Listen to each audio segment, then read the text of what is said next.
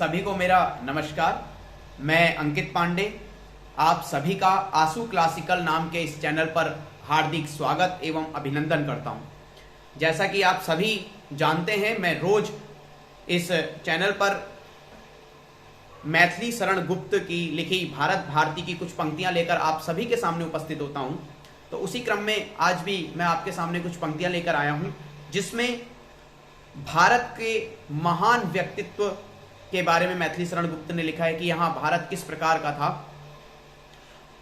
आप लोगों को ये अगर वीडियो पसंद आई तो लाइक शेयर एवं कमेंट जरूर करिएगा, जिससे कि मुझे प्रोत्साहन मिले और मैं आगे भी इसी प्रकार वीडियो निर्माण करता रहूं।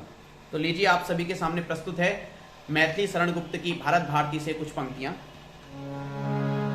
आमीष दिया अपना जिन्होंने सेन भक्षण के लिए, जो बिक गए चांडाल के घर सत्य रक्षण के लिए, दे दी जिन्होंने अस्थियां परमार्थ हित जानी जहां, शिवी हरिश्चंद्र दधीची से होते रहे दानी यहाँ। हरिश्चंद्र और दधीची के बारे में जहां तक हो सकता है आपने सुना हो। शिवी जी के बारे में आपने सुना होगा कि शिवी जी ने कबूतर की प्राण रक्षा के लिए बाज को कबूतर के समान, जितना कबूतर का बल है या जितना कबूतर का भार था, उसके समान अपना मांस का काटकर उसकी रक्षा की थी। काट के बाज को खिलाया और उस अपनी रक्षा, कबूतर की रक्षा की। आगे क्या है?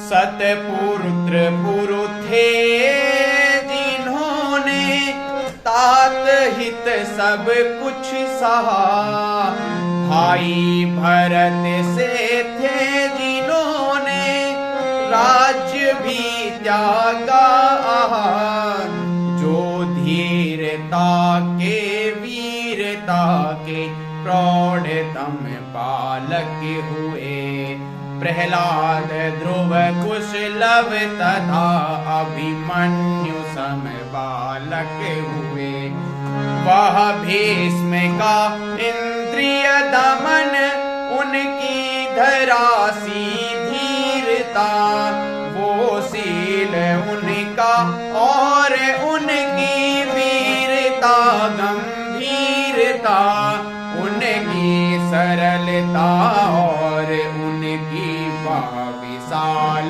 विवेकता है, एक जन के अनुकरण में सब गुणों की एकता। हमारे भीष्म जी को कौन नहीं जानता कि उन्होंने किस प्रकार इंद्रिय दमन किया और उनका धैर्य ही उनकी शक्ति थी। आगे, वह वीरता में भी सरसता वास करती थी यहाँ, पर साथ ही वह आत्म संयम था यहाँ का सा कहाँ, आकर करे यतियाचना जो उर्वशी सी भामिनी, फिर कौन ऐसा है कहे जो मत कहो यूं भामिनी।